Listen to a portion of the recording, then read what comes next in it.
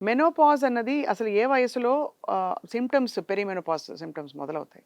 అది మనకి world wide డిఫరెంట్‌గా ఉంటుందమ్మా. మన ఇండియాలో అయితే కనుక ఆడవాళ్ళకి సాధారణంగా 45 సంవత్సరాల నుంచి 52, 53 సంవత్సరాల దాకా వాళ్ళు మెనోపాజ్‌లోకి ఎంటర్ అవ్వచ్చారు. మెనోపాజ్ అంటే పూర్తిగా పీరియడ్ ఆగిపోయిన సంవత్సరం దాకా, ఆ తర్వాత పీరియడ్‌ని మనం మెనోపాజ్ అంటాము.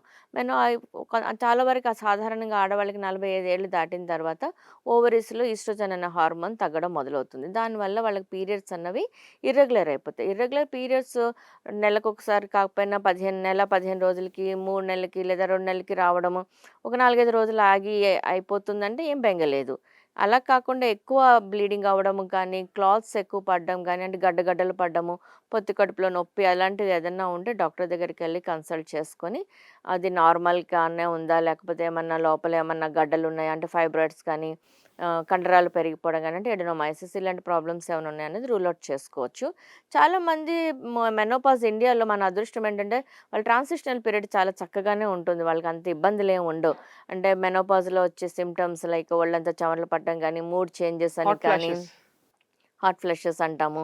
ఒళ్ళంతా సడెన్‌గా వేడిగా ఆవిర్లు పట్టినట్టు అవుతది. మళ్ళీ 2 నిమిషాల్లో తగ్గిపోతుంది. కారణం లేకుండా చికాకు పడ్డము. ఇలాంటివన్నీ కూడా కొన్ని సందర్భాల్లో చూస్తాము. కానీ అవన్నీ మేనేజ్ చేసుకోవచ్చు. కొంచెం regular exercises, weight bearing exercises, muscle strengthening exercises, walking చేస్తే సరిపోతుందనుకుంటారు కానీ అది కాదు కరెక్ట్.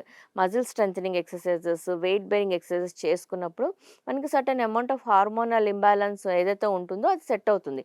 దాని వలన వాళ్ళ ఆస్టియోపోరోసిస్ అని గాని, ఆస్టియోపీనియా గాని, మూడ్ చేంజెస్ ఇవన్నీ కూడా చాలా వరకు కంట్రోల్ చేసుకోవచ్చు.